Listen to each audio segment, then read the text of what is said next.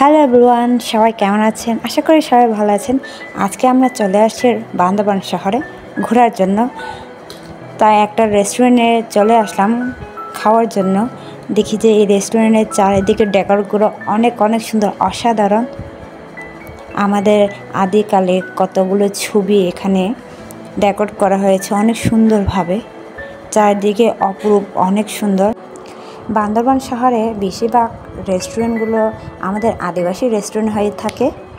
এখানে যা যা আপনার মন চাইবে খেতে সবগুলো পাওয়া যায়, আমাদের আদিবাসী ট্রেডিশনাল খাবার। তাই আমরা রেস্টুরেন্টে চলে আসছি, আদিবাসী রেস্টুরেন্টে, কেননা আমাদের ট্রেডিশনাল নিজস্ব খাবার খাওয়ার জন্য। ওটা না খেলে তো হয় না, নিজেদের আদিবাসী খাবার খেতে তো হবে। তাই অনেক খুঁজে এই রেস্টুরেন্টে পেয়ে গেলাম, তাই চলে আসছি। আমরা খাওয়া দাওয়া শেষ করে বেরিয়ে পড়ব। এই রেস্টুরেন্টে একদম ফাঁকা, চারিদিকে মানুষ নেই, কেননা আমরা একটু অসময় চলে আসছি। এখন দুপুর অনেক গড়িয়ে গেছে, সেই জন্য তাই চারপাশে মানুষ নেই, শুধু আমরা। এখন আমরা বেরিয়ে পড়ছি। অনেক ভালো লাগলো এই রেস্টুরেন্টে আদিবাসী খাবার খেয়ে, আমাদের ট্রেডিশনাল খাবার খেয়ে।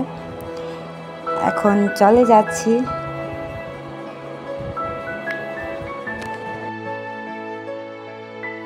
যেতে যেতে চোখে পড়ে গেল একটা পুতুলের দোকান।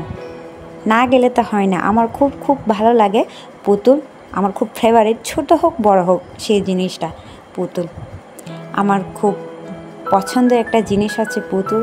সেই জন্য ঢুকে পড়লাম। চারিদিকে পুতুলের সাজা, একদম স্পাইডারম্যান, কতগুলো নানান ধরনের পুতুল।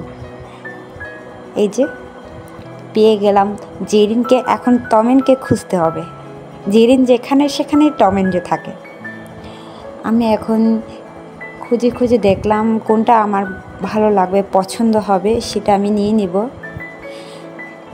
পুতুল তো সবগুলোকে ভালো লাগে, কিন্তু একদম মনের মতো হতে হবে, সবগুলো তো নেওয়া যাবে না, সেই জন্য। এই যে টমেনকে আমরা পেয়ে গেলাম। এখন টমেন যেখানে, জেরিন যে সেখানে।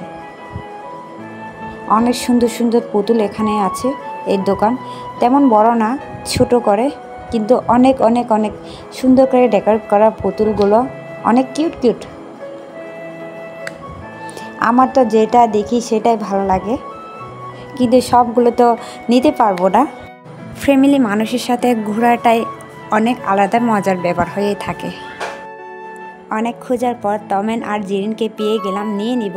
ভিডিওটি এ পর্যন্ত ভালো লাগলে অবশ্যই কমেন্ট করে জানাবেন।